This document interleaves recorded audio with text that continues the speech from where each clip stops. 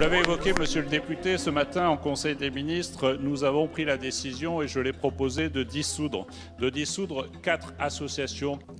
Il y a une association centrale qui s'appelle le Centre Zara France et 3 autres associations périphériques, mais qui opèrent au fond dans l'univers de Zara, qui est du Centre Zara. C'est la Fédération chiite de France, le parti antisioniste et France Marianne Télé.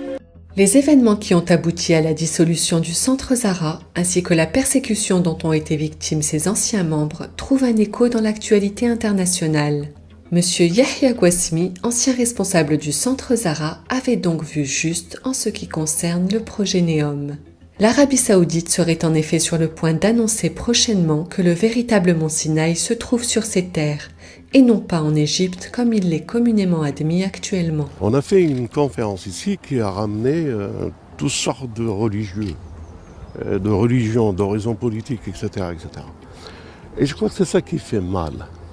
Parce qu'on est en train de dénoncer cette histoire de NEOM, de l'Arabie Saoudite et du sionisme.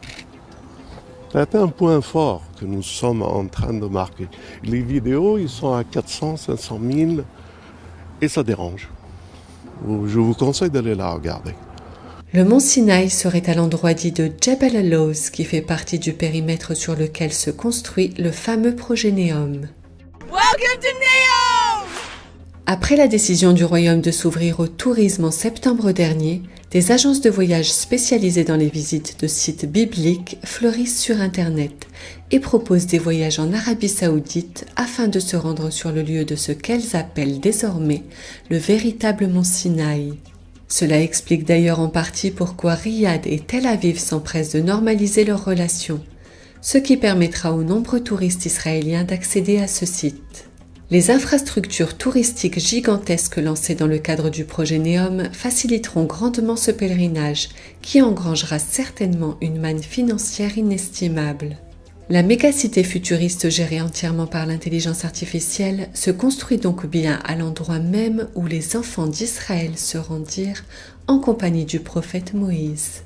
De là à dire que NEOM abritera un autre veau d'or, il n'y a qu'un pas que Sayyid Yahya Gwasmi a osé franchir depuis bien longtemps. Ils ont fait une ville, ils ont fait une cité, sur Jebel al-Lawz, là où la parole fut communiquée à Moïse, à Jacob, à Youssef enfant, là où tous les saints ont marché. Ils veulent construire un monde de robots de la parole, comme le prophète nous a enseigné. Que le déjeune nous séduira. Il nous montrera le paradis. C'est NEOM. C'est cette ville qu'ils vont construire. Je vous assure, elle sera le paradis des plaisirs. Le paradis sur cette terre des plaisirs. Surtout, le prophète a dit, n'y allez pas.